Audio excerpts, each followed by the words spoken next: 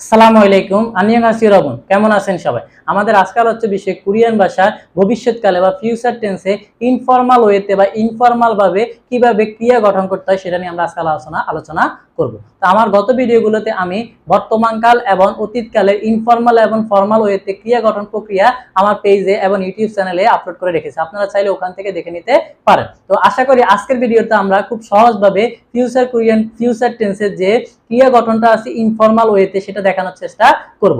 তো আমরা যদি প্রথমে চিন্তা করি যে ফিউচার টেন্সের যে ইনফর্মাল ওয়েতে টেন্স গঠন করতে গেলে বা ক্রিয়া গঠন করতে গেলে সেটা কি ব্যবহার করা হয়, তো আমি যদি একটু লেখার চেষ্টা করি, আমরা যদি লিখি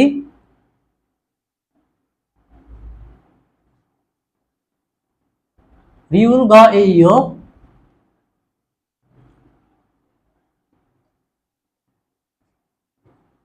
উল গ এইও রিউল গ ইয়েও হাল গ এইও।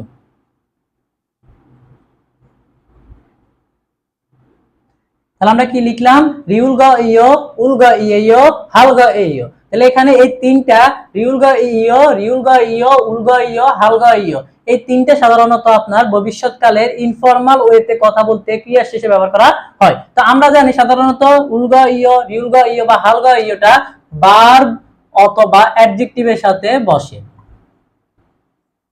কার সাথে বসে? এই রিউল গ ইও, উল গ ইও বা হাল গ ইওটা ভার্ব অথবা অ্যাডজেক্টিভের শেষে বসে। তো আমরা জানি কোরিয়ান ভাষার মূল ওয়ার্ড যে মেইন যে ওয়ার্ডটা থাকে, ক্রিয়াটা থাকে বা অ্যাডজেক্টিভটা থাকে, সেখানে ক্রিয়া শেষে দা থাকে বা অ্যাডজেক্টিভের শেষে দা থাকে। কিন্তু এই মূল শব্দটা যখন আমরা বাক্য ব্যবহার করার ক্ষেত্রে নিয়ে আসব, তখন সেই সময় আমরা কি করব? মূল ক্রিয়া থেকে বা মূল অ্যাডজেক্টিভের যে শব্দটা থাকে সেখান থেকে দাটাকে বাদ দিয়ে দেব। তো দাটাকে বাদ দিয়ে আমরা বাক্য গঠন করার সময় এই তিনটা ফরম্যাটটা আমরা কি করব? ব্যবহার করব। তো আমি যদি একটু দেখানোর চেষ্টা করি যে উল গ ইও, রিউল গ ইও, হাল গ ইওটা কোথায় কোথায় বসে সেটা যদি আমি একটু দেখানোর চেষ্টা করি, প্রথমে আমাদেরকে মনে রাখতে হবে যে উল গ ইওটা বাচ্চিন থাকলে বসে।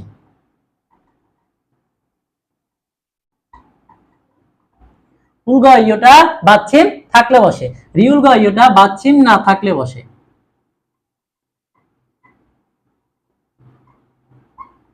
পাচ্ছিম না থাকলে বসে। আর হাল গ ইওটা যে ক্রিয়া অথবা অ্যাডজেক্টিভটা থাকে সেটাতে যদি হাদা থাকে, হাল গ ইওটা হাদার সাথে বসে। সেটা কিভাবে বসে, সেটা কিভাবে কনভার্ট হয় সেটা আমি দেখানোর চেষ্টা করব। তো আমরা একটা জিনিস জানি রাখি যে উল গ ইও, রিউল গ ইও বা হাল গ ইওটাকে আমরা যদি রিউল ক ইও, উল ক ইও, রিউল ক ইও, হাল ক ইও দিয়ে পড়ি, তাহলে আমাদের বুঝতে পারবে অনেক সহজ হবে। কারণ ফিউচার টেন্সের ক্ষেত্রে আপনারা রিউল গ ইওটাকে রিউল ক ইও, উল গ ইও বা হাল ক ইও থাকে আমরা কি পাবো? উচ্চারণটা পাবো। তো আমি যদি প্রথমে দেখি একটা শব্দ যে খাদা, খাদা অর্থ কি?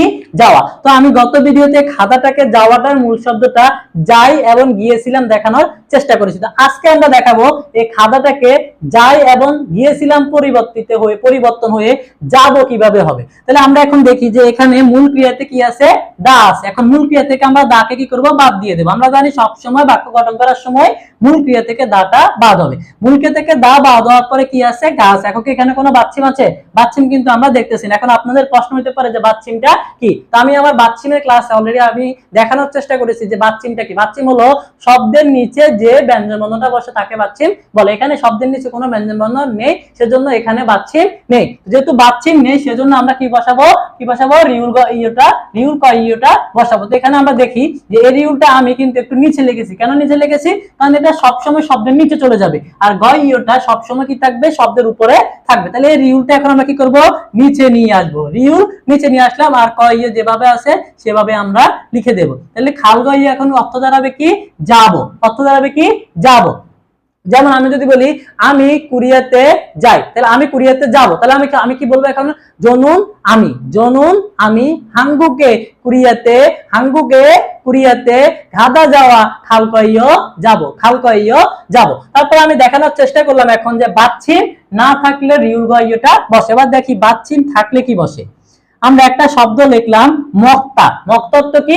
খাওয়া। মক্তা অর্থ খাওয়া। এই খাওয়া শব্দটা এখন আমাদের কি আছে? ক্রিয়াতে আছে। এখন এটাকে দিয়ে আমরা যখন বাক্য গঠন করার চেষ্টা করব তখন সে সময় আমাদেরকে কি করতে হবে? দাটা বাদ দিয়ে দিতে হবে। এই দাটা বাদ দেওয়ার পর এখন কিন্তু আমরা বাচ্চিম পাইছি। আমি একটু আগে বলছি কোন শব্দের নিচে যে ব্যঞ্জনবর্ণটা বসে তাকে বাচ্চিম বলে। এখন বাচ্চিম পাওয়ার পর এখন আমরা কি লিখবো? উল গ ইয়টা নিয়ে আসবো। তাহলে আমরা কি বলবো? উল ক ইয়। তাহলে এখন আমাদের কি হয়েছে? এখানে হলো মগটা খাওয়া, মগুল কইও খাবো, মকুল কইও খাবো, মগুল কইও খাবো। তাহলে এখন আমি যদি বলি জনুন আমি মুরুল পানি, বা জনুন আমি বিবিম্বাবুল বিবিম্বাব মগুল কইও খাবো, জনুন আমি বিবিম্বাবুল বিবিম্বাব মগুল কইও খাবো, জনুন আমি বিবিম্বাবুল বিবিম্বাব মগুল কইও খাবো। আর আমি যদি বলি জনুন আমি হাঙ্গুকে কুরিয়াতে খাল কইও যাবো। এবার আসি হাদাটা কোথায় বসে। এখন আমি যদি লিখি যে খঙ্গু হাদা, খঙ্গু হাদা। খঙ্গু হাদা অর্থ কি করা? অধ্যয়ন করা, পড়াশোনা করা। এখন খঙ্গু হাদা অর্থ কি করা? অধ্যয়ন করা বা পড়াশোনা করা। তা আমরা জানি মূল ক্রিয়া থেকে দা সব সময় বাদ, দাটা বাদ। এখন আমরা কি লিখবো? খঙ্গু, খঙ্গু। তাহলে আর কি আছে? হাদা আছে। হাদা থাকলে কি হবে? আমরা বললাম হাদার সাথে নিচে হাল লগে নিচে রিউলটা, হার সাথে নিচে রিউলটা চলে আসবে আর কইয়টা পাশাপাশি থাকবে। তাহলে এখন আমরা কি পাইলাম? হাল কইয়, খঙ্গু হাল কইয় অধ্যয়ন করব।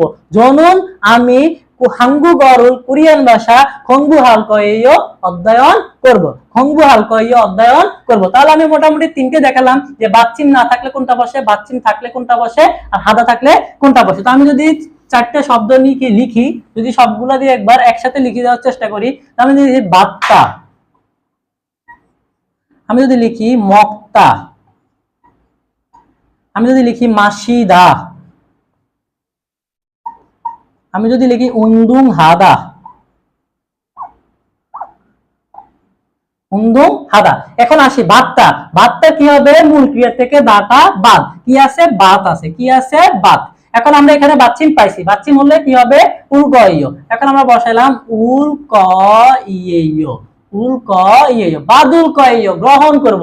জনুন আমি বাদুল ক ইয় আমি গ্রহণ করব, জনুন আমি বাদুল ক ইয় আমি গ্রহণ করব। তারপর আছে মক্তা, মূল ক্রিয়া থেকে দাটা বাদ। এখন আমরা কি পাইলাম? মক। কি পাইলাম? মক। এক মক, মক পাইলাম। এখানে কি আছে? বাচ্চিম আছে। যেহেতু বাচ্চিম এখানে আছে সেজন্য আমরা এখন কি করব? রিউল গ ইয়টা, বাচ্চিম থাকলে কি হবে? উল গ ইয়টা বসে। তো আমরা কি বসালাম? উল গ ইয়টা আবার বসালাম।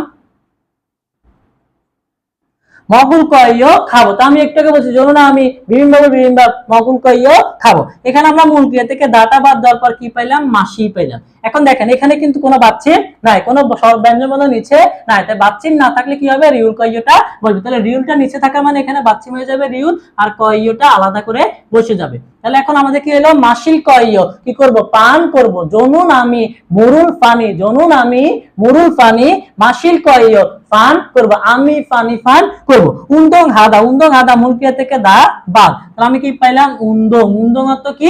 ব্যায়াম। উন্দং অর্থ কি? ব্যায়াম করা, খেলাধুলা করা। তাহলে উন্দং হা, হা হার সাথে কি বসবে? রিউল ক ইয়টা বসে যাবে। তাহলে রিউল নিচে বসবে হাল ক ইয়। তাহলে উন্দং হাল ক ইয় আমি ব্যায়াম করব। তাহলে আমি যদি জনুন, জনুন আমি উন্দুং জাঙ্গে ব্যায়ামের স্থানে উন্দুং হাল ক ইয় ব্যায়াম করব। তাহলে মোটামুটি আমরা উল ক ইয়, রিউল ক ইয়, হাল ক ইয় কোথায় কোথায় বসে সেটা দেখানোর চেষ্টা করেছি। আজকের ভিডিও এই পর্যন্ত।